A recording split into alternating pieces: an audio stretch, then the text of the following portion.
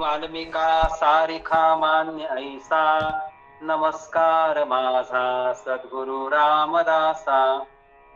उपासनेला दृढ चालवावे, भूदेव संताशी सदा नमावे. सत्कर्मयोगे वय घालवावे, सर्वामुखी मंगल बोलवावे. सदा सर्वदा योग तुझा घडावा, तुझे कारणी देह माझा पडावा. उपेक्षू नको गुणवंता अनंता, रघुनायका मागणे हेची आता. धर्माच्या करिता आम्हास जगती, रामानी धाडियले. ऐसे जाणून राम भक्ती करिता, ऐश्वर्य हे लाभले. आता धर्म सख्या तुझ्या पुढतिया, नम्रत्वतेने असे.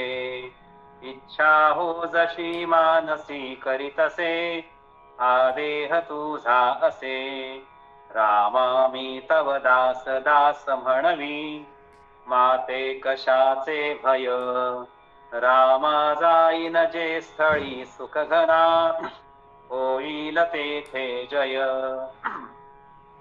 रामा या भुवन त्रयी तुझ विणे, नाही कोणी तारक.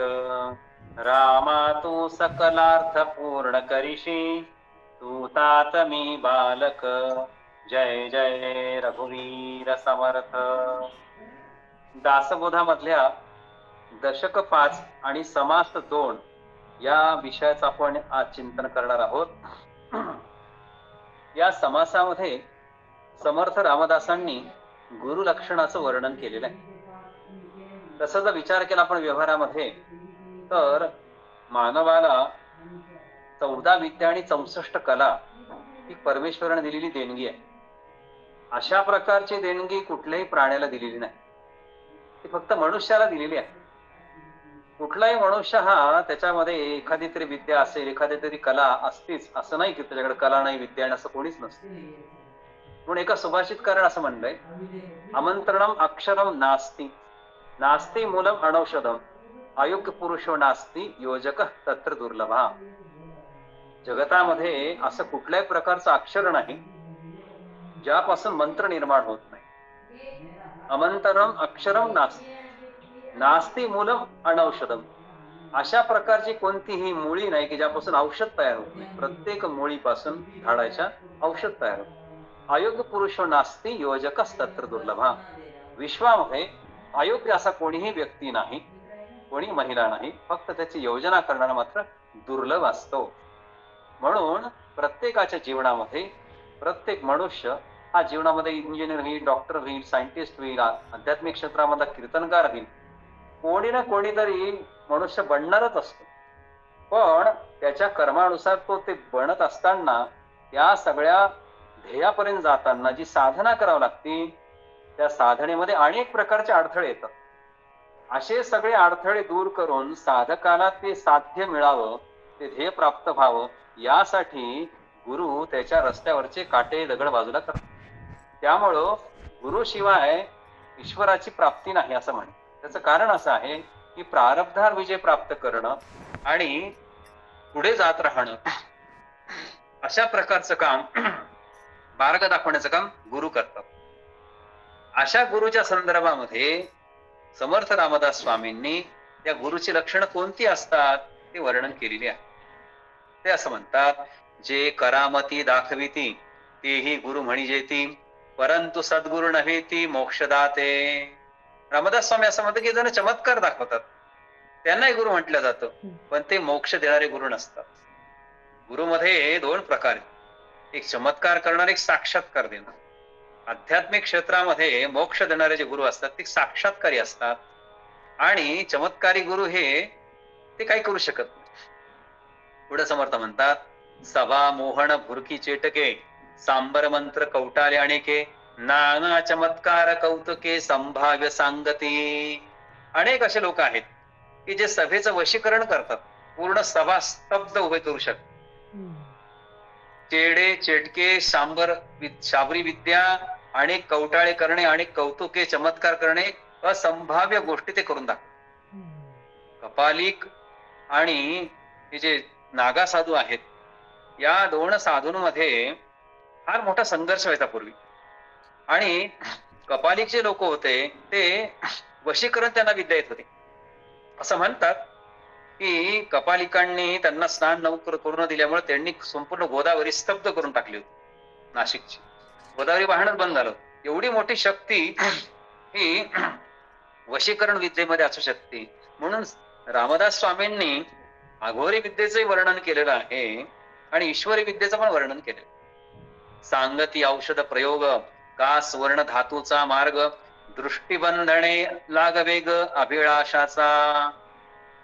वशीकरण तर येतं, चमत्कारही करतात. पुन्हा असं म्हणलं की नाना औषधींच्या प्रयोगाची माहिती देणं, दुसऱ्या धातूपासून सोने बनवण्याच्या पद्धती दाखवणं आणि चमत्कार लोक असतात.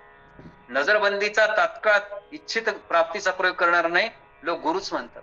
दुर्दैव लोकांचं की प्रत्येक ज्याला ईश्वर प्राप्ती करायची आहे अशा प्रत्येक व्यक्तीने गुरुची निवड कशी केली पाहिजे, गुरुचे लक्षण काय आहेत, त्या लक्षणाप्रमाणे जर तो पुढे गेला तर त्याला ईश्वराची प्राप्ती होणार आहे. असं औषधाची माहिती आहे, कुठल्या धातूपासून सोनं तयार करून दाखवतो, चमत्कार नजरबंदी करून जादू करून दाखवतो, अशा प्रकारच्या लोकांना ते लोक गुरुच म्हणतात. असं करून दाखवणं. पण समर्थांचं असं म्हणणं आहे की हे गुरु लक्षण नाहीये, हे अवलक्षण आहे. म्हणून असं म्हणलं गेलं गुरु मनुष्य बुद्धिस्तु मंत्रे चाक्षर भावनम प्रतिमासु शिला ज्ञानम पूर्वाणो नरकम व्रजे. असं म्हणलं गेलं की गुरुला जो सामान्य मनुष्य समजतो, मंत्राच्या बाबतीमध्ये अहम आहेत, काही शब्द व अक्षरे अशी ज्याची उपेक्षा बुद्धी असते आणि देवाच्या प्रतिमेला जो दगड मानतो ते सगळे लोक नरकात जातात. म्हणून गुरु करत असताना लक्षात ठेवलं पाहिजे की मनुष्याने अंधश्रद्धेच्या हारी जाऊन विकृत बुद्धी आणि जडवादी बनू नये, तर अगदी शास्त्र विरुद्ध वर्तन पण होऊ नये. असं केल्यास तो नुसता आपल्या आध्यात्मिक प्राप्तीचा मार्ग अवरुद्ध करतो आणि साक्षात आत्मना सोडून घेतो. म्हणजे किती सावध व्हावं लागतं. जर मनुष्य विकृत बने, जडवादी बने, शास्त्रविरुद्ध वर्तन केल्यामुळे त्याचे आध्यात्मिक प्राप्तीचा मार्ग बंदच झाला, परंतु त्याचा आत्मनाश होतो. मानवी जीवनामध्ये आत्मनाश होणं अत्यंत महापातक आहे. असा आत्मनाश करून घ्यायचा नसेल तर गुरूंचे लक्षण हे बघितले पाहिजे आणि जे सद्गुरूचे लक्षण आहेत ते लक्षण तर स्वीकार केला पाहिजे. समर्थ आग्रह करतात. पुढे म्हणून साहित्य संगीत राग ज्ञान गीत नृत्य तानमान नाना वाद्य शिकविती जन तेही एक गुरु. संगीत शिक्षा देणारे पण गुरु आहेत. जे संगीत साहित्य राग ज्ञान गीत नृत्य तान मान नाना वाद्य लोकांना शिकवतात त्यालाही गुरु मानतात. परंतु मध्ये आमचा एक विद्यार्थी होता, तो एका जणाकडे 7 तबल्याच्या परीक्षा उत्तीर्ण झाला आणि पुढचं पोस्ट ग्रॅज्युएशन सारखं शिकण्यासाठी तो दुसऱ्या गावाला गेला. तिथल्या गुरुने सांगितलं की तू आजपर्यंत शिकला ते सगळं चुकीचं शिकलं. म्हणजे बघा, कल्पना करा, 7 वर्ष त्याने ते शिक्षण चुकीचं शिकलं हे त्याला 8व्या वर्षी कळालं. कारण समाजामध्ये अशा प्रकारचे पण लोक आहेत ज्यांना गुरु म्हणता येणार नाही, जे आपल्यापेक्षा आपणासारखे करती तात्काळ सोडूनच द्या, आपल्यापेक्षा मोठे करायला तयार नाही, तात्काळ करायला तयार नाही, पण अशा प्रकारचं चुकीचं शिकवणारे पण लोक आहेत. विद्या शिकविती पंचाक्षरी ताडे तोडी नाणापरी का पोट भरी जयावरी ते विद्या शिकविती. काही जण अशा आहेत की ते मांत्रिक आहेत, मंत्रविद्या शिकवतात, काही गंडे दोरे बांधतात, कसं बांधायचं शिक्षण देतात, तर काही पोट भरण्याची विद्या शिकवतात. हे जे सगळं चाललेलं आहे गुरुची चाललेली समाजामध्ये पोट भरण्याची चालू आहे, हे गुरुत्व नाहीये. पुढं यातीचा तो व्यापार शिकविती भरावया उदर तेही गुरु परिसाचार सद्गुरु नव्हे ती. ज्या जातीचा जो व्यापार आहे, आता उद्योगधंदा असेल, ते पोट भरण्यासाठी शिकवतात, ते गुरुच म्हणा लागतात, ते सद्गुरु मात्र नव्हे. आपली माता आणि पिता तेही गुरुची तत्वता परी परीला पार पावविता तो सद्गुरु वेगळा. अरे आपले आई प्रथम गुरु आहे, वडील पण आपले गुरु आहेत. एक प्रकारचे गुरुच आहे, पण संसार सागरात पहिले तिला तो नेतो त्याला सद्गुरू असं म्हणतात. म्हणून सद्गुरू अत्यंत आवश्यक आहे. गायत्री मंत्राचा उच्चारू सांगे तो साचार कुळगुरु, परिज्ञान विना पैल पारू पाविजेत नाही.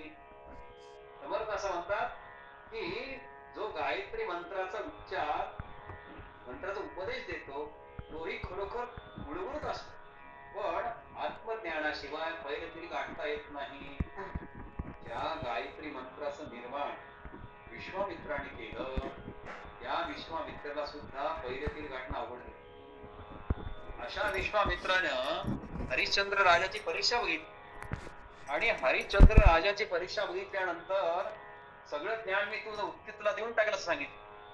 स्वतः विश्वामित्राची मेनका नावाची एका अप्सरेने तपश्चर्या भंग केली आणि विश्वामित्राचं सगळं पुण्य संपत गेलं. तो या विश्वामित्राने त्याचा जो शिष्य होता, त्याचा शिष्य होता राजा हरिश्चंद्र, इक्ष्वाकू कुळातला, प्रभू रामचंद्राच्या कुळातला राजा. अशा या हरिश्चंद्राने विश्वामित्राला गुरु मानलं होतं. विश्वामित्राने हरिश्चंद्राची खूप परीक्षा घेतली.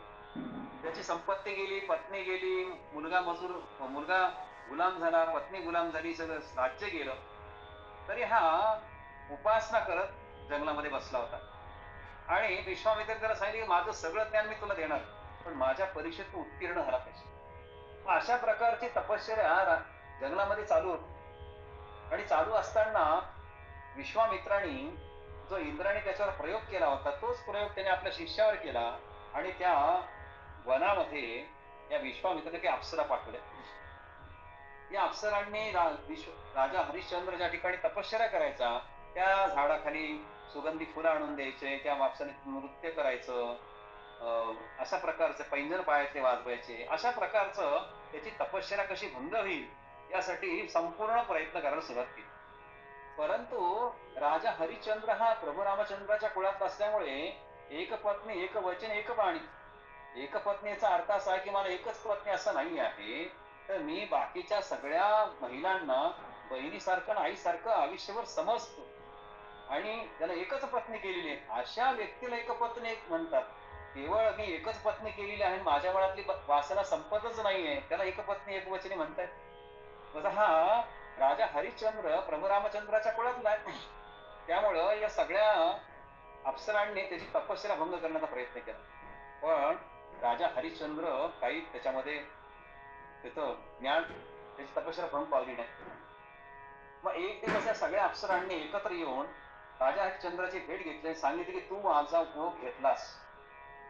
असं म्हणल्यानंतर राजा हरिश्चंद्राच्या पायाची वाळू सरकली की आपण यांना आपण काय बोललोच नाही. म्हणत होता आपल्याला स्पर्श कर स्पर्श कर, स्पर्श पण केला नाही, आणि असं म्हणतं की तू उपभोग घेतलास. राजा हरिश्चंद्राने प्रतिप्रश्न असा केला, हे बालिकांनो, हे भगिनींनो, तुम्ही असं म्हणता की मी तुमचा उपभोग घेतला आहे, हे कसं काय सिद्ध होईल? तर त्या अप्सराने सांगायला सुरुवात केली, आम्ही डोक्याला जे गजरे बांधलेले आहेत त्याचा सुगंध तुला तू नाकाने आमचा उपभोग घेतलेला आहेस. आमच्या पायातले पैंजण इथे त्याला वाजत होते, ते तू कानाने ऐकलेस, कानाने उपभोग घेतला आहेस. तू आमच्याकडे बघितलेला आहे तेव्हा डोळ्याने उपभोग घेतला आहेस. तू आमच्याशी संवाद केलास तर तोंडाने उपभोग घेतला आहे. आता अशा सगळ्या प्रकारचे उपभोग घेतले आहेत, फक्त रसरूप गंध सगळं झालेलं आहे. आता फक्त स्पर्श राहिलेला आहे, तेवढा तुम्हाला स्पर्श करावा. अशा प्रकारचं एक प्रश्नचिन्ह राजा हरिश्चंद्राच्या समोर अप्सराने ठेवलं. राजा हरिश्चंद्र शांतपणे स्मितपणे म्हणाला, हे भगिनींना तुमचं बरोबर आहे म्हणणं असं की मी तुमचा उपभोग घेतला, डोळ्याने नाकाने श्वास घेतला, तोंडाने बोललो, कानाने ऐकलो, आता स्पर्श का करत नाहीये?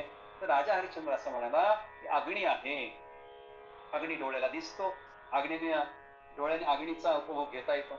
अग्नीमध्ये काही जर समिधा टाकल्या तर जळताना आवाज येतो, त्यामुळे कानाने अग्नीचा उपभोग घेतला जातो. अग्नीवरचा काही सुगंध टाकला आपण तर सुगंध टाकला तर त्याचा वास येतो. आपण टाकतो गुगुळ टाकतो त्याच्यामध्ये, किंवा ऊद टाकतो, तर ऊद टाकल्यानंतर वास येतो, नाकाने उपभोग येतो, तोंडाने अग्नीला फुंकता येतो. पण हे माझ्या भगिनींनो, या अग्नीला डोळ्याने बघता येतं, डोळ्याने उपभोग घेता येतो, कानाने उपभोग घेता येतो, तोंडाने उपभोग घेता येतो, पण या अग्नीला स्पर्श केल्यावर काय होतं, तेव्हा सगळ्या अप्सरा म्हणला मनुष्य भस्म होतो. आणि मग राजा हरिश्चंद्र असं म्हणाला, हे भगिनींनो, त्यामुळे मी तुम्हाला स्पर्श करू शकत नाही. त्यामुळे तुम्ही जे माझ्यावर आरोप केलेले आहेत की तू आमचा उपभोग घेतलेला आहे, आरोप निराधार आहे. अशा प्रकारे राजा हरिश्चंद्र विश्वामित्राच्या परीक्षेमध्ये उत्तीर्ण झाला आणि संपूर्ण गायत्री मंत्राचं तत्वज्ञान हे विश्वामित्राकडून राजा हरिश्चंद्राला मिळालं. हा राजा हरिश्चंद्र अत्यंत विद्वान आणि ज्ञानसंपन्न झाला, पण विश्वामित्राची मात्र तपश्चर्या ही संपून गेली. म्हणून गायत्री मंत्राचा उच्चारू सांगे तो साचार कुळगुरु, परी ज्ञानविना पहिलं पारू पाविजित नाही. की गायत्री मंत्र उपदेश देतो तोही खरोखर कुळगुरूच असतो, पण आत्मज्ञानाशिवाय पैतरी गाठताय. विश्वामित्रानं प्रतिसृष्टी निर्माण केली, परंतु राजा हरिश्चंद्रासारखं आत्मज्ञान प्राप्त झालं नाही. आणि म्हणून विश्वामित्र फसले आणि आपल्या शिष्याला फसवण्याचा प्रयत्न केला. आता त्याच्याही टीका नाहीये, पण वास्तविक इतिहास कसा आहे. म्हणून समर्थाने गायत्री मंत्राचा उच्चार सांगे तो साचाळ कुरुगुरु, परी पहिलं पार पाविता तो सद्गुरु वेगळा. सद्गुरु हा वेगळाच पलीकडे नेणारा, तो विलक्षण आहे. जे ब्रह्मज्ञान उपदेशी अज्ञान अंधारे निरसी, जीवात्मया परात्मयासी ऐक्यता करी. जे जो ब्रह्मज्ञानाचा उपदेश करून ज्ञानरूपी अंधकाराचं निरसन करतो, जीवात्मा व परमात्मा याचं ऐक्य करून देतो, त्याला गुरु असं म्हणतो. गुरु म्हणजे काय, तर गुरु हा मार्ग दाखवणारा आहे. पण अलीकडच्या काळात गुरु काय, मीच गुरु मीच देव आहे. आपण कसं म्हणणार, आपण जर निघालो दिल्लीला तर आपण रेल्वेमध्ये म्हणतो, रेल्वेला दिल्ली कसं म्हणता येईल आपल्याला. रेल्वे म्हणजे गुरु आहे, दिल्ली म्हणजे देव आहे, आपल्याला तिथपर्यंत पोहोचणारं माध्यम आहे. पण आपण सर्व समाजात बघतो जे माध्यम आहे त्यालाच लोकांनी गुरु करून देव करून टाकलं. परिणाम काय झाला, परिणाम ब्रह्मज्ञानाचा उपदेश मिळाला नाही. त्यामुळे जीवात्मा आणि परमात्माची ऐक्य करून देणारा तो सद्गुरू असू शकतो. विघडले देव आणि भक्त, जीव शिवपणे द्वैत, तया देव भक्ता एकांत करीतो सद्गुरु. असं भिन्न आहेत असे वाटणाऱ्या देव आणि भक्त यांचे जीव शिवांचं जो द्वैत भासतंय आपल्याला, त्या देव भक्तांना तो एकरूप करतो, त्याला सद्गुरू असं म्हणतात. आणि तशा प्रकारचं वर्णन समर्थांनी या रासबोधामध्ये केलेलं आहे. की अशा प्रकारचं एकत्रीकरण होण्याची आवश्यकता, जीवशिवाचं ऐक्य. महात्मा गांधींनी मिठाचा सत्याग्रह केला. सत्याग्रह जोरात चालू होता, हजारो लोक जेलमध्ये चालले होते. अशा वेळेस वेदांती लोकांचे एक शिष्टमंडळ रवींद्रनाथ टागोर भेटणार आले. वेदांताचा अभ्यास करणारे एक शिष्टमंडळ त्या काळामध्ये रवींद्रनाथ टागोरची त्यांनी भेट घेतली. आणि बोलता बोलता एक ग्रस्त असं म्हणाले, सर्व एकच असताना देशभक्तीचा विचार किती संकुचित आहे. अरे देशभक्ती काय, आपण सगळे एकच, इंग्रज काय आणि मोगल काय आणि हिंदू काय, एकच आहे सगळे भारतीय लोक. ही सर्व माया आहे, कशामुळे आपण स्वातंत्र्याची अपेक्षा करतोय. अशा प्रकारचं रवींद्रनाथ टागोराला वेदांती मंडळाच्या सदस्यांनी म्हणलं. एवढा मातृभूमीबद्दल आपली एवढा मोह कशाला, आपण सगळे विरक्त साधू आहोत, आणि मातृभूमीबद्दल एवढा मोह कशाला करायचा. महात्मा गांधीचा सत्याग्रह त्यामुळे आम्हाला चुकीचा वाटतो. रवींद्र बाबूंनी गंभीरपणे त्या ग्रस्ताला विचारलं. रवींद्रनाथ टागोर हुशार होते, त्यांनी सांगितलं, आपली आई जिवंत आहे का. तो ग्रस्त म्हणला हो. मग असं करा, तिचं डोकं कापून मला आणून देताल का. रवींद्रनाथ टागोरांनी त्या वेदांती शिष्टमंडळाच्या सदस्याला असं सांगितलं की तुमची आई जिवंत आहे का. हो. मग तुम्ही तिचं मला डोकं कापून आणून देता का. त्या ग्रस्तचे डोळे लाल झाले. तो क्रोधाने थरथर कापत म्हणाला, आईचं डोकं कापून आणा सांगणं मला लाज वाटत नाही. रवींद्रनाथ टागोरला तो असं म्हणाला की आईचं डोकं कापून आणा म्हणजे सांगताय, तुम्हाला लाज वाटत नाही, मी काय इतकं नीच आहे. रवींद्रनाथ टागोर म्हणाले, तुम्हाला शक्य नसेल तर दुसऱ्या कोणाला सांगा आईचं शिर कापून आणायला. सांगण्याचा प्रश्न बाजूलाच ठेवा. मला जर नुसतं असं कळालं की कोणी असं करणार आहे तर पहिल्यांदा मी त्याचा शिरच्छेद करेन. माझ्या आईचं शिर कोणी कापून आणणं असं मला नुसतं कळालं तर त्या व्यक्तीचा मी शिरच्छेद करेन. समजला काय तुम्हाला. अशा प्रकारे द्वेषाने वेदांती माणूस रवींद्रनाथ टागोरशी भांडत. रवींद्रनाथ टागोर शांतपणे म्हणाले, महात्मा गांधीचं आपल्या आईवर तसंच प्रेम, तशीच निष्ठा आहे. फरक एवढाच आहे की ती तुमची फक्त तुमची आई आहे, पण महात्मा गांधीची जी आई आहे ती करोडो लोकांची आई आहे. तिचं नाव आहे भारत माता. ज्याला माता आणि मातृभूमी याबद्दल प्रेम नाही, त्यांना कशाबद्दलच प्रेम नाही. देशभक्ती हा वेदांताचा आविष्कार आहे. म्हणजे एखाद्या गुरुपद प्राप्त झालेल्या सद्गुरूला सुद्धा सामान्य माणसं चॅलेंज करतात, परंतु सद्गुरू सुद्धा जे सत्य आहे ते सत्य श्लोकांसमोर मांडतात. अशा प्रकारचं सत्य मांडता आलं पाहिजे, म्हणून मी हा मुद्दाम दृष्टांत सांगितला रवींद्रनाथ टागोरांचा. हो वाघ्रे घालुनी उडी, गो बस्यास तडा तोडी, केली देखुणी शीघ्र सोडी, तो सद्गुरु जाणावा. वाघाने उडी घेऊन गाय वासरतीवर ताटातूट केली, असे पाहून कृपाळूपणे तिथे उडी घालून वाघाच्या तावडीतून गाय वासरांना जो सोडवतो, त्याप्रमाणे संसार रूपी वाघाच्या तावडीतून जीवाला जो सोडून आणतो, तो अशा सोडून आणण्याची भेट हा सद्गुरू करून देतो. खूप छान सुंदर वर्णन रामदास स्वामींनी या समासामध्ये केलेलं आहे. प्राणी माया जाळी पडिले, संसार दुःखे दुखवले, ऐसे जेणे मुक्त केले, तो सद्गुरु जाणावा. माया रूपी जाळ्यात सापडून संसार दुःखाने व्याकुळ झालेल्या लोकांना जो जाळ्यातून मुक्त करतो, त्याला सद्गुरू असं म्हणतात. ज्याला संसार करताना शीन वाटत नाही, अशा प्रकारची मार्गदर्शन करतो, त्याला सद्गुरू म्हणतात. वासना नदी महापुरी, प्राणी बुडता ग्लाणी करी, तेथे उडी घालून तारी, तो सद्गुरू जाणावा. मनुष्य तर वासना तर डुबलेलाच. वासनेची जी नदी आहे ती नदी आहे ठीक आहे, पण त्या नदीला जर महापूर आला तर महापुरात जसं एखादा सापडून बुडत मरतो, तसा जेव्हा प्राणी गळगळा करतो तेव्हा कृपाळूपणे उडी घालून जो त्याला तारतो, त्याला सद्गुरू. वासनेपासून परावृत्त करणारा असा सद्गुरू असतो. गर्भवास अति साकडी, इच्छा बंधनाची बेडी, ज्ञान देऊने शीघ्र सोडी, तो सद्गुरू स्वामी. इच्छा म्हणजेच वासना रूपी बेडी आहे मनुष्याच्या जीवनात. त्या बेडीमध्ये मनुष्य अडकतो, त्यामुळे त्याला गर्भवासाच्या महाविपत्तीला सामोरं जावं लागतं. मानवी जीवनामध्ये मृत्यूच्या समयी ज्या प्रकारच्या वासना तीव्र होतात, त्या वासना पुन्हा मनुष्याला गर्भवासामध्ये घालतात आणि मग गर्भवासाच्या महाविपत्तीमध्ये पुन्हा जीव अडकतो आणि त्या बेडीमध्ये तो पुन्हा ती बेडीतून सद्गुरू हा लगेच शीघ्रपणे सोडवतो. म्हणून तोच सद्गुरू, तो स्वामी आहे. थोडरी शब्दाचे अंतर, वस्तू दाखवी निजतार, तोची गुरु माहेर अनाथांचे. सद्गुरू वेदातील शब्दांचा अंतरंग दाखवून ते स्वस्वरूप अनुभव करून देतात. असे हे सद्गुरू अनाथांचे माहेर असतात. शब्दांच्या पाठीमाग शब्द पांडित्य असतं, पण शब्दांचा अर्थ सांगण्यासाठी त्याला पंडितच व्हावं लागतं. अशा प्रकारचं पंडितत्व आणि पांडितत्व मध्ये फरक आहे. पंडितत्व म्हणजे ज्ञानाच्या पर्यंत जाणं आणि पांडितत्व म्हणजे केवळ लाक्षणिक करून दाखवणं. जीव एक देसी बापुडे, तयास ब्रह्माची करी रोकडे, फेडी संसाराकडे वचन मात्रे. जीव कसा आहे? जीव बापडा आहे, अल्पज्ञानी आहे. त्याला साक्षात्कार ब्रह्मच करतात. जीव बापडा आणि अल्प असतो, त्याला साक्षात ब्रह्मच करतात आणि ज्ञानोपदेश करून त्यांची जन्ममरण सुटका करतात, त्याला सद्गुरू असं म्हणतात. जे वेदांचे अभ्यास तरी ते काढून अपत्यापरी, शिष्य श्रवणी कवळ भरी उद्गार वचने.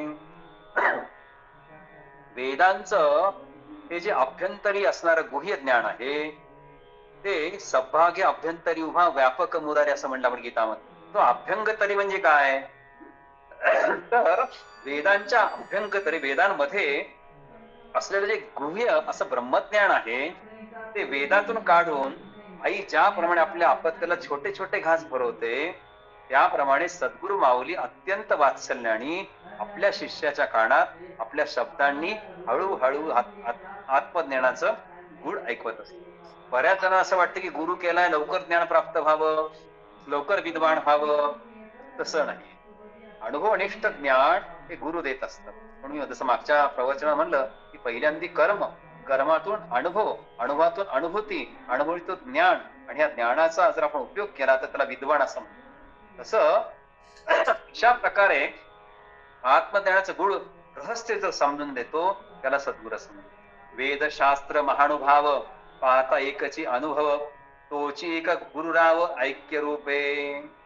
वेद शास्त्र आणि ब्रह्मज्ञानी असे जे पुरुष आहे त्या सर्वांचे अणुभ पाहता ते अगदी एकच आहे असं कळून येत. सद्गुरु ही परमात्म्याशी ऐक्यरूप होण्यासाठी तोच अनुभव शिष्याला देतात जो त्यांना त्याचा साक्षात्कार झालेला आहे. अशा प्रकारचा अनुभव शिष्याला बघायला मिळतो. तितक्या प्रतिभेचा तो मनुष्य असला पाहिजे. 1902 ला प्लेगची साथ पसरली. सगळ्या पुण्यामध्ये घराघरात लोक अकाली मृत्यू पावायला लागले. टिळकांचं घर थोडं शहराच्या बाहेर होतं. तरी त्यांचा तरुण मुलगा श्रीनिवास हा प्लेगला बळी पडला. तो खूप हुशार होता, कॉलेजमध्ये सर्वांचा लाडका होता. एवढ्यावरच भागले नाही, आठवड्याच्या आतच टिळकांच्या आणखी 2 जवळच्या नातेवाईकांचा प्लेगने निधन झालं. मुलगा तर गेला पण 2 नातेवाईकही वारले. टिळकांचे काय मित्र टिळकांचा समाचार घेण्यासाठी आणि सांत्वन करण्यासाठी त्यांना भेटायला गेले. त्यामुळं टिळक केसरीच्या कार्यालयामध्ये शांतपणे अग्रलेख लिहित होते. कोणीतरी म्हणालं, हे काय हो, मुलांचं आणि नातलगांचं निधन झालं काल परवाच, आपण शोक न करता काम करीत बसला. काम करत आहात? लोकमान्य टिळकाने उत्तर दिलं, ते फार विचार करण्यासारखे. ते म्हणाले, आपणच म्हणत आहात ना ईश्वराची इच्छा होती. फार वाईट झालं, पण तो शोक करून का उपयोग होणार आहे? प्लेगमुळे गावात सर्वांचीच घराची होळी झाली. टिळक सांगतायत की ईश्वराची इच्छा होती, फार वाईट झालं. ईश्वराची इच्छा होती म्हणलं, माझ्या इच्छेचा काय प्रश्न आला? टिळक म्हणाले, त्याची इच्छा होती, त्याला माझा मुलगा नाही ना, मग आता काय करणार? आता शोक करून उपयोग काय? प्लेगमुळे गावात सार्वजनिक होळी करावं लागत नाही. आणि त्या होळीसाठी माझ्या घरातली एक गौरी त्या होळीसाठी गेली, माझा मुलगा गेला गौरी म्हणून. करणार काय? सारा महाराष्ट्र माझ्या केसरीची वाट पाहत असतो. मी जर तो केसरी काढला नाही ती माझ्या कर्तव्याची प्रतारणा होईल. त्यामुळे माणसाने सुखाने हळून न जाता आणि दुःखाने खचून न जाता आपलं कर्तव्य पार पाडलं पाहिजे. भगवान श्रीकृष्णाची हीच शिकवण आहे. एवढे संकट सुद्धा टिळकांनी आपला लेख पूर्ण केला. असं म्हणतं की टिळक थेट स्मशानामध्ये आपल्या मुलाच्या अंत्यसंस्कारात तोंडात पाणी देण्यासाठी गेले. तोपर्यंत ते पोहोचले नव्हते. ते कार्यालयामध्ये लेख लिहित होते. त्यामुळे संकट हा जीवनाचा एक अविभाज्य घटक आहे. संकटात चित्त विचलित न होऊ देता त्याच्यावर मात करणं हे महापुरुषाचं लक्षण आहे. अशा प्रकारचं गुरुत्व लोकमान्य टिळकांकडे होत. आणि म्हणून लोकमान्य टिळक क्रांतिकारकांचे गुरुनाम गुरु होते. हे वैशिष्ट्य. कारण ज्या ठिकाणी स्वतः त्यांनी अनेक क्रांतिकारांना प्रेरणा दिली, अशा प्रकारच्या व्यक्तिमत्वात कशा प्रकारचं गुरुत्व होतं याचं वर्णन या दृष्टांतामध्ये आपल्या सर्वांना पाहायला मिळतं. संदेह निशेष जाळी स्वधर्म आदरे प्रतिपाळी वेद विरहित टवाळी करूच नये. सद्गुरु संशय पूर्णपणे नाहीसे करतात. स्वतः आदराने स्वधर्माचं प्रतिपालन करतात आणि वेद विरहित व्यर्थ बडबड ते कधीच करत. गुरूंचा शब्द हा प्रमाण असतो. गुरु कसा ओळखावा, गुरुचं लक्षण काय असू शकतं हे समर्थ छान सांगतात. सद्गुरु संशय, जे आपल्या मनातला संशय संपूर्णपणे नाहीसा करतात, जे स्वतः आदराने स्वधर्माचं पालन करतात आणि वेद विरहित व्यर्थ बडबड करत नाही. जे बोलतील ते वेदाचंच बोलतील, जे जीवन शिक्षणाबद्दलच बोलतील, असे गुरु श्रेष्ठ आहे. जे जे मन अंगीकारी ते ते स्वये मुक्त करी, तो गुरु नव्हे भिकारी झडे आला. काही गुरु असं असतात की मनात जे वाटेल ते मनसोक्त आचरण करतात. ते गुरु नव्हेच, जे बळे शिष्याच्या गळ्यात पडणारे भिकारी समजणारे. शिष्याकडे सारखं सारखं मागणी करणं, शिष्यांपुढे लाचार होणं, आणि हे असे लोक हे शिष्याच्या गळ्यात पडलेले भिकारी आहेत, गुरु नाही आहेत. बघा किती कठोरपणे समर्थ बोलतात. शिष्यासन न लवती साधन न करविती इंद्रिय दमन, ऐसे गुरु लाडक्याचे तीन मिळाले ते त्वजावे. जे शिष्याला साधना करायला लावत नाहीत, त्याला इंद्रिय निग्रह करायला लावत नाहीत, असे गुरु दमडीला 3 इतके स्वस्तात मिळतात. त्या दमडीला काही 3 वस्तू मिळत असायच्या, तरी आपण त्यांचा त्याग केला पाहिजे. 1.5 दमडीची काही नाही. खूप कठोर समर्थ बोलताय. जो कोणी ज्ञान बोधी समूळ अविद्या छेदी, इंद्रिय दमन प्रतिपादितो सद्गुरु जाणा. मग सद्गुरु कोणाला म्हणावं? जो ज्ञानाचा उपदेश देतो, जो अविद्येचं समूळ नष्ट करतो आणि इंद्रिय निग्रहाची शिकवण देतो, दमन करण्याचं शिकवतो, त्याला सद्गुरु म्हणावं. एक द्रव्याचे विकले, एक शिष्याचे आखिले, अति दुराशेने केले दीन रूप. काही गुरु द्रव्याने विकत घेता येतात, काही शिष्यांचे ते अंकित असतात आणि अति दुराशेने दीनवाणे झालेले असतात. म्हणून गुरुनी शिष्याचा आश्रय घेऊ नये, गुरुनी लाचार होऊ नये. म्हणून शास्त्रकाराने असं म्हणलंय की ज्ञानी माणूस लाचार नसावा आणि म्हणून त्याचं पोट भरणे इतकं तरी तुझ्याकडे ज्ञान असलं पाहिजे. जे जे रुचे शिष्या म्हणी तैसीच करी म्हणधरणी, ऐसी कामना पापने पडली गळा. जे शिष्य आवडतं तेच गुरु करतात, शिष्याची मनधरणी करतात, त्यांच्या गळ्यात कामना रूपी पापी पण पडलेली असते, असे गुरु नसतात. जो गुरु भीड सारू तो अधमा होणे अधम थोरू, चोरटा मैद पामरू द्रव्य बोधू. जे गुरु सत्य स्पष्टपणे न सांगणार असतो तो अधमा म्हणून अधम असतो, अत्यंत अधम, चोरटा, मैद आणि पामर असून द्रव्यासाठी भोंदूपणा करणार असतो. जैसा वैद्य दुराचारी केली सर्वस्वे बोहरी, आणि सेकी भीड करी घात घेना. ज्याप्रमाणे एखादा दुराचारी वैद्य रोगाच्या सर्वस्वाची राखरांगोळी करतो, तसेच शेवटी भिडेमुळे घातकी ठरतो. शेवटी एवढा पैसा खर्च करून त्याचा रुग्ण काही बरा होत नाही, अशा गुरुचं काही खरं नाही. तैसा गुरु नसावा जेणे अंतर पडे देवा, भीड करून या गोवा घाली बंधनाचा. की वैद्यासारखा गुरु नसावा, असा गुरु असेल तर देव तर दुरावतोच, पण शिवाय भिडेला बळी पडून शिष्य पण बंधनात गुंततो. जेथे शुद्ध ब्रह्मज्ञान आणि स्थूल क्रियेचे साधन, तोची सद्गुरु निधान दाखवी डोळा. ज्याच्याजवळ ब्रह्मज्ञान आहे आणि तो स्थूल देहाने जो उत्तम प्रकारे साधना करीत असतो, असा सद्गुरु आपल्याला स्वस्वरूप अनुभव प्राप्त करून देतात. जे प्रत्यक्ष कर्म करतात, प्रत्यक्ष कृती करतात, प्रत्यक्ष भक्ती करतात, प्रत्यक्ष ज्ञानाची प्राप्ती करतात, अशा गुरुचा आपण विचार केला पाहिजे. देखणे दाखविती आदरे, मंत्र फुंकती कर्णद्वारे, इतुकेच ज्ञान ते पामरे अंतरली भगवंता. काही गुरु प्रकाश प्रदर्शनासाठी चमत्कार करतात, मोठ्या आदराने ते दाखवतात, मंत्रोपदेशही करतात, पण त्यांचे ज्ञान इतकेच मर्यादित असते. त्यामुळे त्यांच्याकडून मंत्रोपदेश घेणारे जीव सुद्धा भगवंतास अंतरतात. जे देवाकडे जे निघालेले असतात त्यांना दूर लोटल्या जातात. पाणे तिहीची खुण, तोची गुरु सुलक्षण, तेथेची निघावे शरण अत्यादरे मुमुक्षे. अशा प्रकारचं मुमुक्षत्व जे आहे ते मुमुक्षत्व हे आपल्याला, ज्याला शास्त्र प्रचिती म्हणता येईल, गुरु प्रचिती म्हणता येईल, आत्मप्रचिती म्हणता येईल, या तिन्ही जर प्राप्त झाल्या असतील तर तोच उत्तम लक्षण आणि सद्गुरु होय. जो खरा मुमुक्ष असेल त्याने अत्यंत आदरणे अशा सद्गुरूला शरण जावे. शिष्य सुद्धा मुमुक्ष असला पाहिजे आणि गुरुला शास्त्राची प्रचिती पाहिजे, गुरु प्रचिती असली पाहिजे आणि आत्मप्रचिती असली पाहिजे. अशा प्रकारच्या 3 प्रचिती जर असतील तर अशा गुरुला आपण शरण गेलं पाहिजे. अल्बर्ट आईन्स्टाईन यांना महान शास्त्रज्ञ म्हणून सगळं जग ओळखतं. विज्ञानाच्या प्रगतीसाठी त्यांनी आपलं सारं जीवन समर्पित केलं. संशोधनाच्या येणाऱ्या कोणत्याही गोष्टीचा त्यांनी लोभच धरला, नकोच म्हणले, मला माझं रिसर्च फक्त महत्वाचे संशोधन. 1952 साली इस्रायल सरकारने विख्यात शास्त्रज्ञ डॉक्टर बेंजामिन यांचं निधन झालं.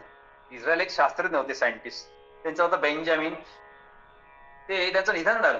आता त्यांच्या जागी कोणाला नेमायचं हा विचार चालू असतो. या उच्च पदासाठी आईन्स्टाईन सारखं दुसरं कोणतंही नाव लायक नाही, असं सर्वांचं एकमत. आईन्स्टाईनला जे पद स्वीकारण्यासाठी शासनातर्फे पत्र पाठवण्यात आलं इस्रायल सरकारनं. दुसरा जर कोणी असला असता तर हे निमंत्रण स्वीकारलं असतं, परंतु आईन्स्टाईननी, त्याचं व्यक्तिमत्व असं विशिष्ट प्रकारचं होतं, त्याने अत्यंत ते निस्पृही आणि निर्लोभी, निस्पृह राहणं आणि निर्लोभी राहणं, असा म्हणजे प्रसिद्धी नको आणि संपत्ती पण नको. निस्पृह म्हणजे काय तर संपत्ती प्रसिद्धी नको आणि निर्लोभी म्हणजे संपत्ती नको. प्रसिद्धी आणि संपत्तीपासून दूर असताना हा फार मोठा सायंटिस्ट होता. त्याने सरकारला विनम्रपणे पत्र लिहिलं, आपण जो माझा सन्मान करत आहात याबद्दल मी आभारी आहे, परंतु इतक्या मोठ्या पदावर मला काम करणं 2 कारणामुळे शक्य नाही. एक तर मी त्यासाठी एवढा योग्य नाही, दुसरं म्हणजे शासकीय तंत्र सांभाळून मला कुठलंही कार्य करता येणार नाही. मी वैज्ञानिक असून प्रयोगशाळेत संशोधन करूनच मला समाधान वाटते आणि मला शांती प्राप्त होते. कृपया माझा अहंकार समजू नये. खरोखर प्रयोगशाळेच्या बाहेर मी रममाण होऊ शकत नाही. अणुक्षेत्रातील क्रांती करणाऱ्या त्या थोर शास्त्रज्ञांनी सर्वोच्च पदावर बसण्याचा लोभ झिडकारून संशोधन चालू ठेवलं. हे गुरुत्व आहे. गुरु शिष्याचा गुरुलक्षण सांगत असताना हे अत्यंत महत्वाचं आहे की प्रकाश दर्शन आदी चमत्कार मोठ्या आदरणी करतात. शास्त्र प्रचिती, गुरु प्रचिती, आत्मप्रचिती या सगळ्या प्रकारची प्रचिती ही आईन्स्टाईन आलेली असल्यामुळे त्यांनी आपल्या कर्माला ते शरण गेले. अद्वैत निरूपणे अगाध वक्ता परिविषयी तोलंगता ऐसिया गुरुचे सार्थकता होणार नाही. एकदा गुरु म्हणून घेणारा अद्वैत निरूपण करण्यात अत्यंत आघात विद्वत्ता व वक्तृत्व दाखवतो, पण विषयाच्या ठिकाणी त्याची आसक्ती तशीच राहिली असती. अशा व्यक्तीला गुरु केल्यानं मानवी देहाची सार्थकता होणार नाही. प्रवचने खूप देतो, माहिती देतो, ज्ञान संपन्न आहे, पण त्याचं आचरण योग्य नाही तर त्याचा काहीच उपयोग नाही. जैसा निरूपणे समयो तैसीची म्हणही करीवायो कृतबुद्धीचा जयो जाराच नाही. निरूपणात जो उत्तम रीतीने ब्रह्मज्ञान सांगत असला तरी त्याचं मन चंचल असतं. स्वस्वरूप अनुभव त्याला प्रत्यक्ष आलेला नसल्याने त्याचं ज्ञान निश्चयात्मक नसतं. निरूपणी सामर्थ्य सिद्धी श्रवण होता दुराशा बाधी नाना चमत्कारे बुद्धी दंडळू लागे. काही वक्ते निरूपण करताना सिद्धीचं सामर्थ्य वगैरे वर्णन सांगतात. श्रोत्याने ते ऐकलं त्यांच्या मनात दुराशा उत्पन्न होते. जे करू शकणार ते काय सांगू पुढे. नाना चमत्कार पाहिले की त्यांची बुद्धी टळमळायला लागते. ती आपल्याच्यानं शक्य नाही, चमत्कार होऊ शकत नाही. त्यामुळं त्यांची बुद्धी स्थिर राहते. पूर्वी ज्ञाते विरक्त भक्त तयासी सादृश भगवंत आणि सामर्थ ही अद्भुत सिद्धीचे नियोगे. त्यांना असं वाटतं की पूर्वीचे लोक अनेक ज्ञानी विरक्त भक्त होऊन गेले की ज्यांनी भगवंत प्रत्यक्षाचं दर्शन देत असेच. त्यांच्या ठिकाणी सिद्धीच्या योगे अद्भुत सामर्थ्य सुनेच. ऐसे तयांचे सामर्थ्य आमुचे ज्ञानाचे नुसते व्यर्थ ऐसा सामर्थ्याचा स्वार्थ अंतरी वसे. त्यांचं सामर्थ्य असं अचाट होतं की त्यांच्यापुढे आमचे नुसते ज्ञान व्यर्थच म्हणावं लागेल. अशा प्रकारे सिद्धीच्या सामर्थ्याविषयी स्वार्थ त्यांच्या अंतःकरणात उत्पन्न होत असतो. निशेष दुराशा तुटे तरीची भगवंत भेटे दुराशा धरिते ओखटे शब्द ज्ञाते कामिती. सिद्धीची ही आशा दुराशाच आहे. जोपर्यंत दुराशा नष्ट होत नाही तोपर्यंत भगवंत भेटत नाही. शब्दज्ञानी लोक कामनेच्या अधीन असल्याने ते सांगत नसतात असं वर्णन समर्थाने केलेलं. बहुत ज्ञानी नागविली कामणे वेडी केली कामण इच्छात मेली बापुडे मुखे. अनेक ज्ञानी म्हणणार लोकांनी कामवेडे झाले आणि त्यांना आत्म्याने शेवटी प्राप्तच झालेलं नाही. निशेष कामना रहित ऐसा तो विरुळा संत अवघ्या वेगळे मत अक्षय ज्याचे ज्याच्या अंतःकरणात ज्यात किंचितही कामाना नाही असे संत मात्र विराळेच असतात. अक्षय ठेवा सकळांचा पांगडा फिटेना शरीराचा तेणे मार्गेश्वराचा चुकून जाते. असे अनेक जण आहेत की जे दुर्दैवाने मार्ग चुकले आहेत. सिद्धी आणि सामर्थ्य झाले सामर्थ्य देहास महत्व आले तेणे बेचाड बळकावले देह बुद्धीचे. भगवंत हा वास्तविक सर्वांचा कधी नष्ट न होणारा असा अक्षय ठेवा. पण शरीराविषयीची आसक्ती काही केल्या सुटत नाही. त्यामुळे भगवत प्राप्ती होत नाही. योग अभ्यासाने सिद्धी आणि सामर्थ्य प्राप्त झाले की देहाला महत्व मिळतं. या देहाने सहन केलं विना चपलेचं उन्हामध्ये मी गेलो म्हणजे देहाला महत्व येतं आणि देहबुद्धीचेच प्रस्त वाढू लागले. अशा प्रकारचे चमत्कार करणारे लोक हे देहबुद्धी अडकलेले असतात.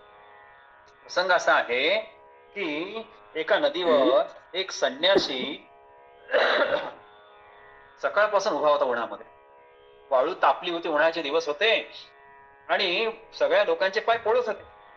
अनेक धोबी लोकांनी तिथं स्नान केलं, कपडे धुतले आणि ते परत गेले.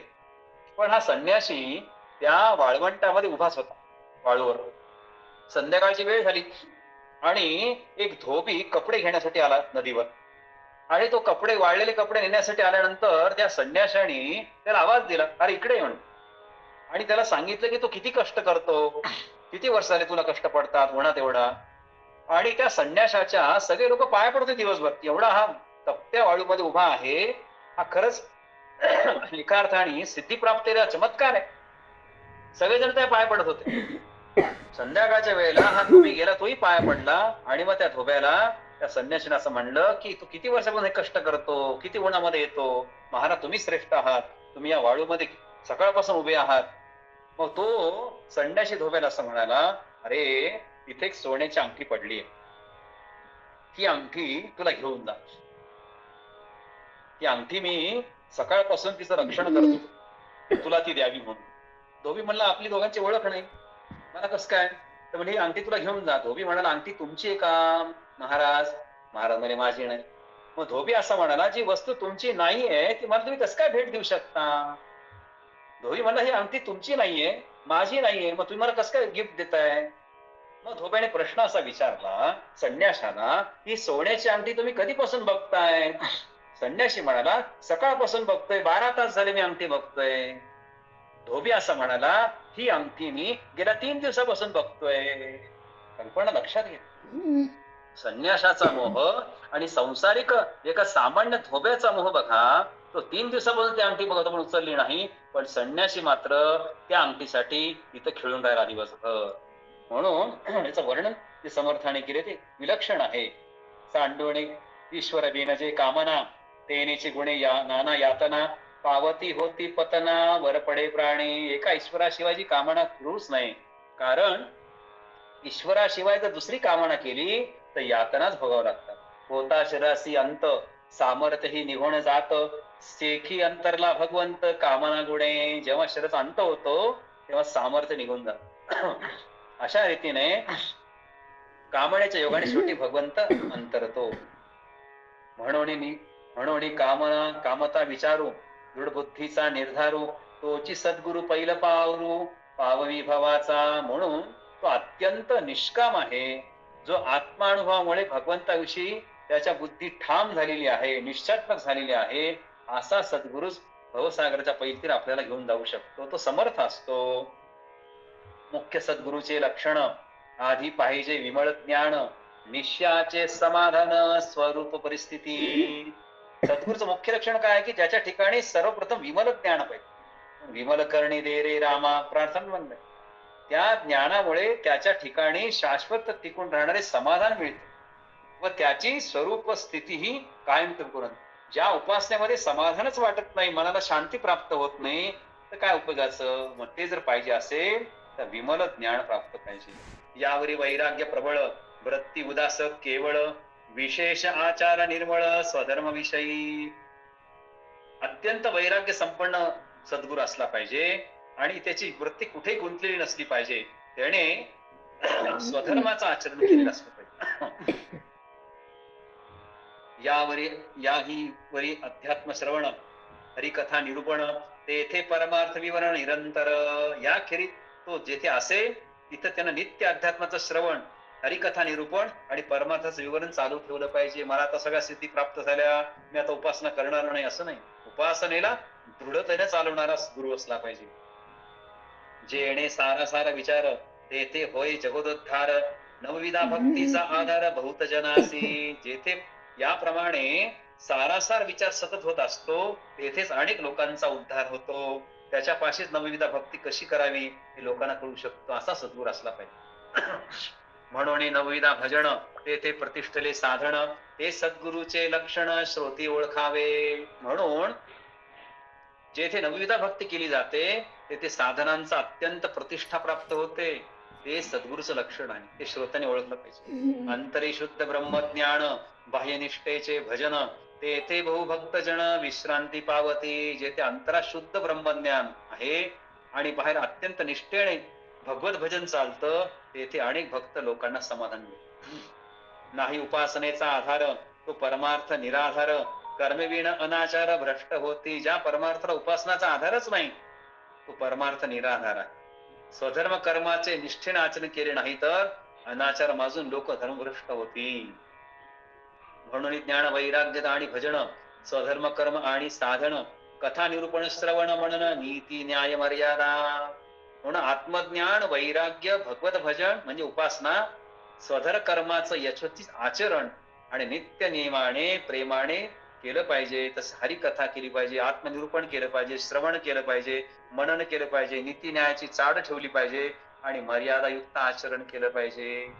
यामध्ये एक उणे असे तेने ते विलक्षण दिसे, म्हणून सर्व ही विलसे सद्गुरुपासी. यापैकी एक जरी गुण असलं तरी सुद्धा सगळं विपरीत दिसतं. त्यामुळे सद्गुरूकडे या सगळ्या गोष्टी असतात, म्हणून सद्गुरूलाच शरण गेलं पाहिजे. कुठली एक वस्तू नाही असं आपल्या जीवनात होऊ नये. तो बहुतांचे पालन करता त्यास बहुतांची असे चिंता, नाना साधने समर्था सद्गुरूपासी. सद्गुरू अनेकांचं पालन पोषण करतात, त्याच्याकडे अनेक साधन उपलब्ध असतात. साधने बिन परमार्थ प्रतिष्ठे, तो मागवता सर्वेच भ्रष्टे, या कारणे दुरीदृष्टे महानुभाव. जो साधनाशिवाय परमार्थाची प्रतिष्ठा मानतो तो लवकरच स्वतःही भ्रष्ट होतो. म्हणून दूरदृष्टीच्या महानुभावांनी साधनास महत्व दिलेलं आहे. आचार उपासना सोडिती ते भ्रष्ट अभक्त दिसती, जळोतयांची महती कोण पुसे. जे महंत आचार उपासना सोडतात ते भ्रष्ट आणि अभक्त होतात असं दिसून येतं. अशांच्या महंतीला आग लावू इतकं समर्थ कठोरपणे बोलतो. कर्म उपासनेचा अभाव जेथे भक्ताधिसे झाला ठाव, तो कानकोंडा समुदाव प्रपंची हासती. ज्या समुदायात स्वधर्म कर्माचा उपासनेचा अभाव असतो, बहकण्याचा अवसर मिळतो, ती त्या तिरस्कृत समुदायाला प्रपंच लोक हसतात. नीच यातीचा गुरु तोही कानडोळा विचारू, ब्रह्मसभेस जैसा चोरू तैसा दडे. खालच्या जातीचा गुरु केला तरी तो अयोग्य ठरतो. संतांच्या सभेत जे ब्रह्मस्वरूपाची चर्चा चालू असते, एखादा चोर आला तर त्याची ही अवस्था कशी होती. त्यामुळं कुठल्या स्तराचा म्हणजे जाती याचा अर्थ असा आहे की स्तर कोणता आहे, बुद्धीचा आहे का, अज्ञानाचा आहे का, चोरीचा स्तर आहे, या अर्थाने याचा उल्लेख केलेला आहे. ब्रह्मसमय देखता त्याचे तीर्थ नाही घेता, अथवा प्रसाद सेवता प्रायश्चित्त घडे. ज्या ब्रह्मसमेत त्याला आपल्या गुरुचे तीर्थ घेता येत नाही अथवा प्रसाद घेतला तर प्रायश्चित्त करावं लागते, ते काही कामाचं नाही. गुरुचा तीर्थ प्रसाद घेतला नाही तरी कमीपणा दिसून येतो. त्यामुळे एकदम गुरुभक्ती एकाकी क्षीण होऊन जाते. गुरुची मर्यादा राखता ब्राह्मण शोभती तत्वदा, तेरे ब्राह्मण रक्षु जाता गुरुभोक्ष घडे. गुरुक्षोभ घड. गुरुची मर्यादा राखण्याचा प्रयत्न केला तर ब्राह्मण रागवतात, आपले ब्राह्मण सांभाळण्याचा प्रयत्न केला तर गुरुचा राग ओढवतात आणि ते शोभतात. ऐसे साकडी दोहीकडे तेथे प्रस्ताव घडे, नीच याती सगुरुत्व न घडे या कारणे. त्यामुळे अशा प्रकारची वृत्ती, नीच वृत्ती प्रत्येकाने सोडून दिली पाहिजे. तथापि आवडी घेतील जीवे तरी आपणाची भ्रष्टावे, बहुत जनांची भ्रष्ट व्हावे हे तो दूषणच करी. तथापि एखाद्याला कनिष्ठ स्तराचा गुरु मिळाला तर तो लोकांना भ्रष्ट करतो आणि फार मोठा दोष आहे. आता असं हा विचार स्वयातीचा पाहिजे गुरु, नाही तरी भ्रष्टाकारो नेमस्त घडे. तर त्या स्तराप्रमाणे प्रत्येकाने गुरु स्वीकारला पाहिजे, नाही तर तो भ्रष्टाचार ठरेल. भ्रष्टाचाराचा अर्थ असा की पैशाने खातो तसा नाहीये, ज्याचं आचरण भ्रष्ट आहे त्याला भ्रष्ट आचरण असं म्हणतात. जे जे काही उत्तम गुण ते ते सद्गुरूचे लक्षण, तथापि सांग ओळखून होणे जेणे. जे जे उत्तम गुण आहे ते सद्गुरूचे लक्षण म्हणून समजावे, पण तरी सद्गुरूची ओळख पटावी म्हणून ते सांगितलं. एक गुरु एक गुरु एक गुरु एक मंत्र गुरु एक यंत्र गुरु एक तांत्र गुरु एक वस्ताद गुरु एक जाज गुरु म्हणते जणे. एक नुसता गुरु तर एक मंत्र गुरु असतो, कोणी यंत्र गुरु असतो, कोणी तंत्र गुरु असतो, कोणी मल्लविद्या शिकवणारा गुरु असतो. पण कोणालाही लोक राजगुरु म्हणून ओळखतात, कोणाला राजगुरु सुद्धा म्हणतात. एक कुळगुरु एक वाणीला गुरु एक विद्यागुरु एक विद्यागुरु एक असत गुरु, एक याती गुरु, दंड करते, अशा अनेक प्रकारचे गुरुचे प्रकार समर्थाने सांगितले. एता माता गुरु एक, पिता गुरु एक, एक राजगुरु एक, देवगुरु एक, बोलीजे सद्गुरु सकळ कळा. एक माता गुरु, एक पिता गुरु, कोणी राजा गुरु तर कोणी देव गुरु, तर कोणी सकलांचा संपूर्ण जगद्गुरु म्हटला गेला. ऐसे हे 17 गुरु, याही वेगळे आणिक गुरु, एक तयांचा विचारू सांगते तेजी. काय गुरुची रीग लागलेली आहे. एक स्वप्न गुरु, एक दीक्षा गुरु, एक म्हणती प्रतिभा गुरु, एक म्हणती स्वय गुरु आपला आपण. काही स्वप्नामध्ये स्वप्न गुरु असतात, काही जण संप्रदाय दीक्षा घेणार, काही दीक्षा गुरु असतात, काही प्रतिमेला गुरु मानतात, काही मूर्तिवंत गुण कोणी आपणच गुरु असं सांग. जे जे यातीचे तो व्याप गुरु, ते त्याचे तितके करू, याचा पाहता विचार उदंड आहे. प्रत्येकाचा वेगळा गुरु, व्यवसायामध्ये वेगळा, कामामध्ये वेगळा, असे अति उदंड गुरु लोकांनी केले. असो ऐसे उदंड गुरु, नाना मतांचा विचारू, परी जो मोक्षदाता सद्गुरु तो वेगळाचे असे. असे जरी अनेक गुरु जरी असले तरी सुद्धा मोक्ष देणारा गुरु हा वेगळाच असतो. नाना सदविद्येचे गुण, यावरी कृपाळूपण, ते सद्गुरूचे लक्षण जाणीजे श्रोती. ज्याच्या ठिकाणी सदविद्येचे लक्षण आहे, गुण असतात, व त्याच्यापेक्षा महत्वाचे म्हणजे तो अत्यंत कृपाळू असतो, तो सद्गुरू असतो. हे सद्गुरू लक्षण श्रोत्यांनी समजून घ्यावं, अशा प्रकारचा आग्रह समर्थांनी या गुरुलक्षण समासामध्ये केलेला आहे. त्यामुळं या गुरुलक्षणाचा एका अर्थानं सारांश कसा आहे, तर समर्थांच्या तत्वज्ञानास त्यांनी 2 अंगे आहेत. माणसाच्या वर्तमान जीवन रचनेमध्ये परिवर्तन घडून आणणं हा एक अंग आहे, आणि परिवर्तित जीवाला सच्चिदानंद स्वरूप शिव आता ईश्वर बनवणे दुसरा. म्हणजे जीवन रचनेमध्ये म्हणजे जीवन दिनचर्या आणि जीवनचर्या या दोन्ही गोष्टी बदलल्या पाहिजे, असा समर्थांचा आग्रह आहे या गुरुलक्षण. आणि म्हणून ज्याची दिनचर्या आणि जीवनचर्या ही सच्चिदानंद स्वरूप आहे, ह्या अशा 2 अंग असणाऱ्यालाच समर्थांनी गुरुलक्षण म्हणले. एखाद्या माणसाच्या जीवनामध्ये या दोन्ही गोष्टीचं घडून आणतो, तो सद्गुरु पदाला प्राप्त होतो. आता सद्गुरु कोण आहे, गुरु कोण आहे, तर जो मनुष्याच्या वर्तमान जीवन रचनेमध्ये परिवर्तन घडून आणतो आणि त्या परिवर्तित जीवाला सच्चिदानंद स्वरूप शिव आता ईश्वर बनवतो. अशा प्रकारचे 2 अंगे त्या व्यक्तीमध्ये जो निर्माण करतो, असं निर्माण करणाऱ्या व्यक्तीला सद्गुरु पदवी द्यावी. छांदोग्योपनिषदामध्ये सद्गुरूला आचार्य म्हटलेलं आहे. आपल्याला सद्गुरूचे शरीर तेवढं दिसतं, त्याचा जीवनार्थ शारीरिक क्रिया, खाणे पिणे, झोप घेणे, मनमूत्र विसर्जन करणे आपल्यासारख्याच असतं. पण ज्या अर्थाने आपण आपले शरीर असतो त्या अर्थाने त्यांचं शरीर नसतं. हे विशेष. ते शरीरामध्ये असतात आणि शरीरामध्ये नसतात, पण त्या दृष्टिकोनातून आपण त्याचा विचार करण्याची आवश्यकता आहे. समाजामध्ये अनेक प्रकारच्या प्रथा आहेत, त्या प्रथांचा विचारही केला पाहिजे. म्हणून तो शरीरात राहणारा सत्य ज्ञान स्वरूप अनंत आत्मा असतो. अनंत जीवन, असीम ज्ञान व अखंड आनंद त्याच्यामध्ये असतो. ज्याचे वास्तविक स्वरूप असते तो सद्गुरू. सद्गुरूचं स्वरूप काय, तर अनंत जीवन, असीम ज्ञान, अखंड आनंद, अशा प्रकारचं व्यापकत्व त्याच्याकडे दिसते, त्याला सद्गुरू म्हणावं. त्याच्या अंतरी व बाहेरी परमानंदाची धारा सतत वाहत, निरंतर आनंदी असतो. आत्मस्वरूपातच तो सदैव रमतो. त्याला आपल्याला कसं आहे, करमत नसलं तर भक्तिगीत ऐकायचं, अजून करमत पिक्चर बघायचा, अजून करमत चहा पिऊन कपभर चहा पिऊन बघायचा, अजून काय जमलं तर पापड खाऊन बघायचा, अजून काय तर पुस्तक वाचून बघायचं. आपण आपल्या आत्मस्वरूपाला, आपल्या मनाला रिझवण्यासाठी अनेक गोष्टींचा उपयोग आपण करतो रमण्यासाठी. परंतु खरा सद्गुरू कसा आहे, तर तो आत्मस्वरूपात सदैव रमतो. आत्मस्वरूपात ध्यानामध्ये असतो, नेहमी आनंदी असतो, दुःखी कष्टी होत नाही, आपलं दुःख दुसऱ्याला सांगत नाही, असा जो असतो त्याला हे खरं गुरुचं लक्षण आहे. म्हणून आत्मानंदामध्ये मग्न राहून त्याचं देहविषयक सर्व व्यवहार चालतो. त्याचा देह चालू होतो, जेवणार, आवश्यक तेवढं खाणार, पाणी पिणार, तसं. तुकडोजी महाराज असं म्हणायचे की मला माझं गाडगं भरायचं, या गाडग्यात काही टाका तुम्ही, लाडू द्या, शिरा द्या, भाकरी द्या, शिळ द्या, मी काय खायचं महत्वाचं नाही आहे, माझं गाडगं भरणं महत्वाचं आहे. अशा अर्थातून सद्गुरूचं लक्षण कसं आहे, तर ते देहविषयक व्यवहार त्याचे चालत असतात. दिसायला तो सामान्य माणूस दिसतो, पण ईश्वरच मूर्त होऊन त्याचं शरीर धारण करत असतो. सद्गुरू म्हणजे अभिव्यक्त सच्चिदानंद, आता व्यक्त दिशेला देऊन इंद्रिय गोचर झालेली एक सदवस्तू, की ज्याने सगळे इंद्रिय ताब्यात ठेवलेले आहे. सद्गुरूच्या देहामध्ये तत्व स्वरूप सत आकृती रूप घेते, धारण करते. ज्ञान स्वरूप चित्त त्याचं निर्मळ अंतःकरण बनतं आणि निर्विशेष आनंद निस्वार्थी प्रेमाचं रूप तो घेतो. अशा प्रकारचं सद्गुरू साकार असतो, पण तो खरा निराकार असतो. बुद्धीने त्याचे वास्तविक स्वरूप कळणार नाही. इंद्रिय व मन निराकारापर्यंत पोहोचू शकत नाही. ज्ञानस्वरूप आत्मा स्वयंप्रकाश आहे, म्हणून आत्माच आत्म्याला जाणू शकतो.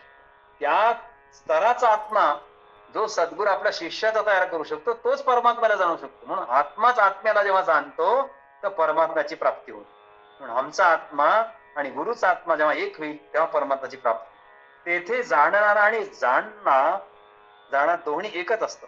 जाणणारा आणि जाणता अर्थात सद्गुरु स्वरूप होणं सद्गुरू ओळखावं लागतं. सद्गुरू हाच पुरुषोत्तम आहे. जडसृष्टीची प्रेरक शक्ती आणि जीवसृष्टीचा अंतर्यामी तो संचालक असतो. प्रेरक, प्रकाशक व स्वामी तोच असतो. सद्गुरू जसा ज्ञानस्वरूप आहे तसा तो प्रेमस्वरूप पण आहे. या प्रेमाची प्रत केव्हा निराळी व अतिमानव असते, ती मानव निर्मित नसते. तेथे प्रेमी व प्रियतम यामध्ये भेदच उरत नाही. एखादी गोष्ट आपल्याला आवडते, प्रेम, पण प्रियतम म्हणजे दोन मुलं आहे, एक मुलगा मला, एका मुलात माझा प्रेम आहे, दुसरा मुलगा मला अतिशय आवडतो, म्हणजे प्रेम आणि प्रियतम हा भेदभाव झाला. पण खऱ्या सद्गुरू जवळ प्रेमी आणि प्रियतम असा भेदभाव उरत नाही. ब्रह्मसागरामध्ये सदैव विहार करणारा सद्गुरू अलौकिक रूपाने अजन्मा असतो. लौकिक रूपाने तो मानव देहात दिसतो. सामान्य लोक तोच तो असे मानतात. सद्गुरू म्हणजे खुद ईश्वराची विभूतीच आहे. ईश्वर कसा आहे हे दर्शन पहिल्यांदा सद्गुरू देतो आणि प्रत्येक सद्गुरूने ईश्वर कसा आहे तशा प्रकारे जर आचरण केलं तर लोकांना अशा प्रकारचा आनंद मिळू शकतो. म्हणून लौकिकामध्ये अनुगत असलेले लौकिकत्व सच्चिदानंद पाहण्याची एक विलक्षण दृष्टी आहे. ज्या शिष्याला ती लाभते त्याला सद्गुरूमध्ये ईश्वरी सौंदर्य, माधुर्य, ऐश्वर्य आणि चातुर्य दिसते. अशा प्रकारची दृष्टी होण्यासाठी साधन आहे की ज्याला सद्गुरू, ईश्वरामध्ये सद्गुरू दिसतो, ईश्वरी सौंदर्य दिसतं, ते माधुर्य दिसतं, ऐश्वर्य दिसतं, चातुर्य दिसतं आणि ते स्वच्छपणे दिसतं. मडके मातीहून, ठिणगी आगडीहून आणि बर्फ पाण्यात वेगळे करता येत नाही. अशा प्रकारचं नातं जो गुरु शिष्याशी ठेवतो ते खरं गुरु लक्षण आहे. तसाच सद्गुरू ब्रह्मस्वरूपान वेगळा असू शकत नाही, तो ब्रह्मस्वरूपच असतो. त्यामुळे स्थल, काल, धर्म, संप्रदाय, जात, भाषा, लौकिक चालीरीती याची बंधन सद्गुरूला बंधन करू शकत नाही. ती बंधन त्याला स्पर्शही करू शकत नाही. अशा प्रकारचा जो व्यक्ती असतो तसा प्रकारचा सद्गुरू प्रत्येकाने केला पाहिजे. अशा प्रकारचं वर्णन समर्थ रामदास स्वामींनी गुरुलक्षणामध्ये केलेलं आहे. गुरुलक्षणामध्ये अनेक दृष्टांत, जवळपास एक 6 दृष्टांत द्यायचे राहून गेलेले आहेत. कारण आदरणीय ताईंचं म्हणणं की समास हा समर्थांच्या मुखातून निघालेली जी वाणी आहे त्या वाणीचं उच्चारण पुन्हा झालं पाहिजे, त्या वाणीचं श्रवण पुन्हा झालं पाहिजे आणि ते श्रवण करणं आणि त्याचं कोणीतरी उच्चारण करणं, अशा दोन्ही प्रक्रिया जर पूर्ण झाल्या तर तो त्या समासाचं चिंतन केलं तर समाधान अंतरामध्ये बाळगतं. त्यामुळे काही दृष्टांत बाजूला ठेवून हा समाज थोडासा मोठा आहे, याच्यामध्ये 73 ओवी आहेत. सामान्यपणे प्रत्येक समाजामध्ये 40-45 ओवी होतात. आता पुढचे समाज सगळे मोठे मोठे, अगदी एक समाज 104 ओवींचा आहे. प्रयत्न करूया की काही ओवींचं एकत्रीकरण करून त्याचा भावार्थ सांगण्याचा प्रयत्न करूया. परंतु सिद्धांत मांडताना दृष्टांत मांडल्याशिवाय सिद्धांत लक्षात येत नाही. त्यामुळे सिद्धांत किती जरी मांडले आपण तरी दृष्टांत आपल्याला दिल्याशिवाय ते पूर्ण होऊ शकणार नाही. म्हणून दृष्टांताचा एका अर्थानं कमतरता आजच्या प्रवर्षणामध्ये मला थोडी जाणवली. माझ्याकडं संदर्भ तयार होते, परंतु समाज मोठा असल्यामुळे आपण त्याचं चिंतन करण्याचा प्रयत्न केला आहे. पुढच्या समासामध्ये आपण शिष्यांचं लक्षण काय असतं अशा प्रकारचं चिंतन नंतर करूया. जय जय रघुवीर समर्थ. पसायदान घ्या महाराज. हो. आता विश्वात्मके देवे येणे वागयज्ञे तोषावे, तोषोणी मज द्यावे पसाय दान हे. जे खळांची व्यंकटी सांडो, तया सत्कर्मी रती वाढो. भूता परस्परे जडो मैत्र जीवांचे, दुरितांचे तिमिर जावो. विश्वस्व धर्म सूर्ये पाहो, जो जे वांछिल तो ते लाहो. प्राणी जात वर्षत सकळ मंडळी, ईश्वर निष्ठांची मांदियाळी. अनवरत भूमंडळी भेटतू तया भूता, चला कल्पतरूंचे आरव. चेतना चिंतामणीचे गाव, बोलते जे अर्णव पियुषांचे. चंद्रमे जे अलांछन, मार्तंड जे तापहीन. ते सर्वाही सदा सज्जन सोय रे होतो. किंबहुना सर्व सुखी पूर्ण होणी तिन्ही लोकी. भजिजो आदि पुरखी अखंडित, आणि ग्रंथोपजीविये विशेषी लोकीये. दृष्टादृष्ट विजय होवा वेजी, हेथ म्हणे श्री विश्वेश्वरा हो. हा होईल दान पसावो, येणे बरे ज्ञान देवो सुखिया झाला. येणे बरे ज्ञान देवो सुखिया झाला. ज्ञानेश्वर महाराज की जय. जय जय रघुवीर समर्थ.